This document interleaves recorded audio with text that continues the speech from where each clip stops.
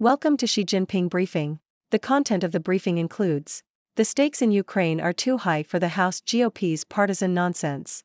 Mixed signals remain in US-China relations even after ex-Biden meeting. Live markets inflation holds steady in unexpected boost for Sunak. Latest updates. Xi Jinping will make the West pay for China's economic collapse. North Korean arms trade is China's problem too, US official says. The stakes in Ukraine are too high for the House GOP's partisan nonsense. The Hill opinion. The fate of a bill which would provide military aid to Ukraine is uncertain after passing the Senate. The bill would provide $60 billion for Ukraine's defense, $14.1 billion for Israel, $9.2 billion for humanitarian assistance and $4.8 billion for Taiwan. If the House does not pass the legislation, it will be a major setback for U.S. national security and democracies around the world. In 2023, 117 Republicans voted against Ukraine assistance and a majority of the party is likely to oppose the legislation this year. Mixed signals remain in US-China relations even after ex-Biden meeting. South China Morning Post. High-level meetings between US and Chinese officials have taken place following the Xi-Biden summit in November, signaling a thaw in relations. However, analysts have downplayed the significance of restored communication, suggesting it is a low bar for success and unlikely to ease tensions in the South China Sea. The meeting between General C.Q. Brown and General Liu Zhenli was the first senior military talks between the two countries since China severed ties in response to U.S. House Speaker Nancy Pelosi's visit to Taiwan. Meanwhile, the People's Liberation Army's Southern Theater Command sent Navy and Air Force patrols to the South China Sea to monitor activities it deemed disrupting.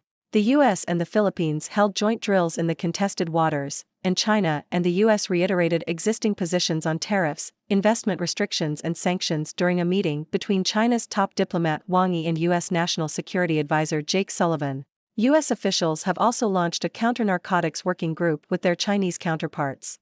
The U.S. Congress has not engaged with China, introducing legislation targeting Hong Kong's representative offices in the U.S. and blocking U.S. investment in China's AI and high-tech sectors.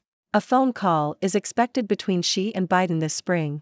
U.S. Treasury Secretary Janet Yellen plans to visit China to press for clarity on non-market practices. Live markets inflation holds steady in unexpected boost for Sunak. Latest updates. Telegraph. Inflation in the UK held steady at 4% in January, according to the Office for National Statistics, ONS. Economists had predicted a rise to 4.1% compared to the same month last year. The steady inflation rate eases pressure on the Bank of England to keep interest rates higher for longer in order to bring inflation back down to its 2% target. A fall in interest rates would boost household spending and lower government borrowing costs. Chancellor Rishi Sunak said that the plan to bring inflation down is working, and the Bank of England has forecast that it will fall to around 2% in the coming months. However, economists predict that inflation will fall to 3.4% in February. The ONS reported that monthly prices for food and non-alcoholic beverages fell by 0.4% between December and January, the first fall since September 2021. Xi Jinping will make the West pay for China's economic collapse. Telegraph.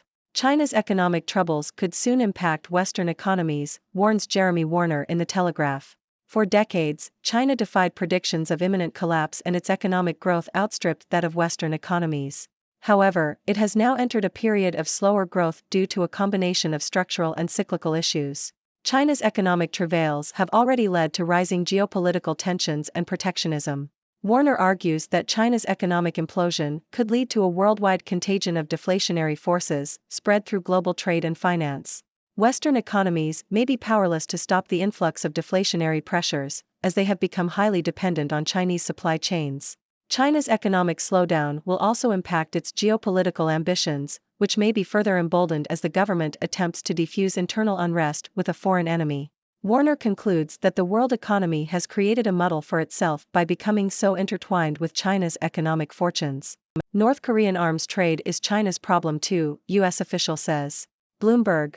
A senior State Department official has stated that North Korea's destabilizing behavior should be a concern for China.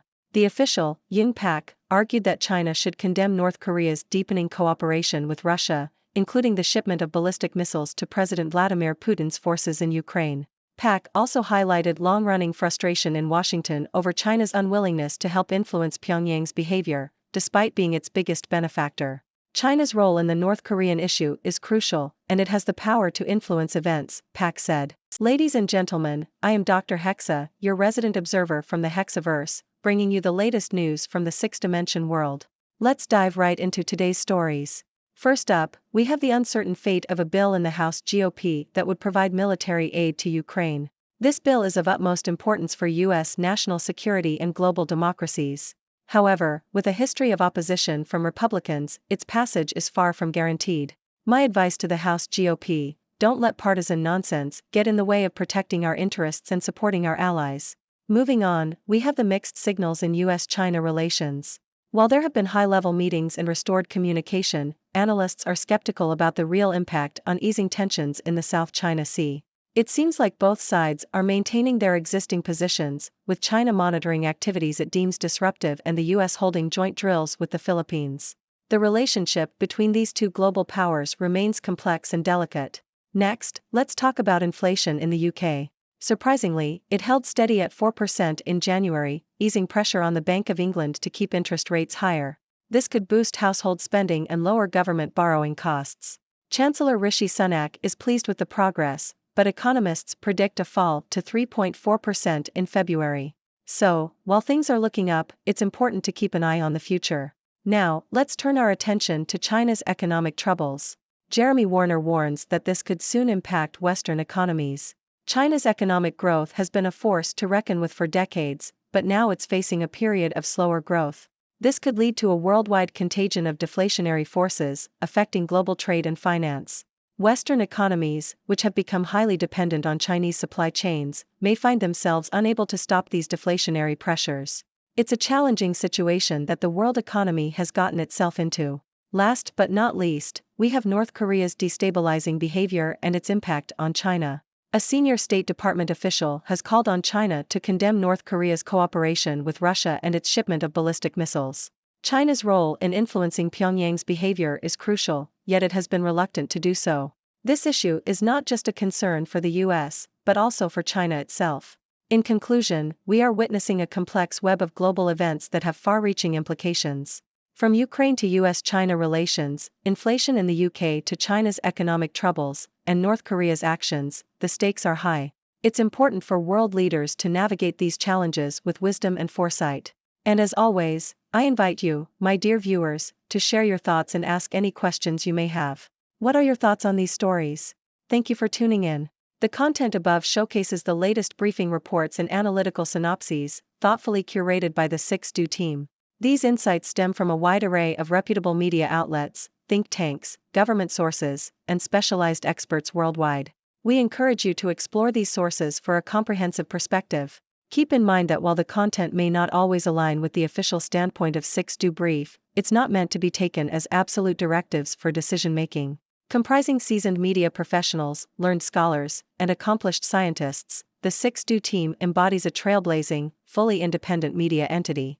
To customize 6Do Brief to meet your professional needs, you have the option to subscribe to a diverse array of briefings on our website, 6dobrief.com. Regardless of your location, you can conveniently receive 6Do Brief via email.